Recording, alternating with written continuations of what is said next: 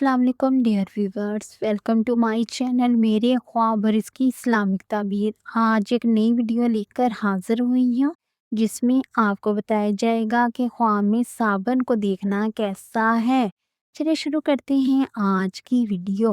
خواب میں صابن کو دیکھنا، اس خواب کی تعبیر اچھی ہے۔ اگر صاحب خواب نے دیکھا ہے کہ اس نے صابن کو دیکھا، یہ نیکی اختیار کرنے، مطلب نیک بننے، نیک اور سیدھے راستے پہ چلنے، برائی سے اجتناب ہونے، کامیابی ملنے، اچھے حالات کے ہونے، عزت پانے، گمراہی سے بچنے کی علامت ہے۔ صاحب خواب کو پرہیزگار بننے کی بھی دلالت یہ صاحب خواب کو پرہیزگار بننے کی بھی دلالت کرتا ہے۔ اور اگر صاحب خواب دیکھے کہ وہ صابن سے کپڑے واش کرتا ہے تو یہ پرہیزگار اختیار کرنے، عزت شہرت پانے، نیک پاک صاف بننے، برائی سے بچنے، حالات کے اچھے ہونے، بیماری سے صحت مند ہونے، بیماری سے دور ہونے، قرض سے نجات پانے، اصلاح پانے کی بھی علامت ہے۔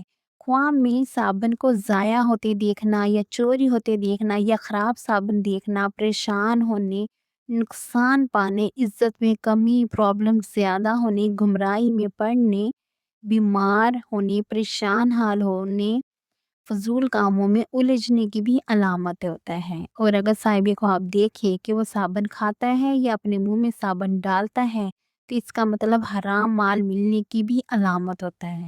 سم ٹائم یہ بات کرنے، نقصان اٹھانے، بیماری میں پڑنے کی بھی علامت ہوتا۔ امید کرتی ہوں کہ آپ کا خواب اللہ تبارک تعالیٰ آپ کے حق میں بہتر کرے۔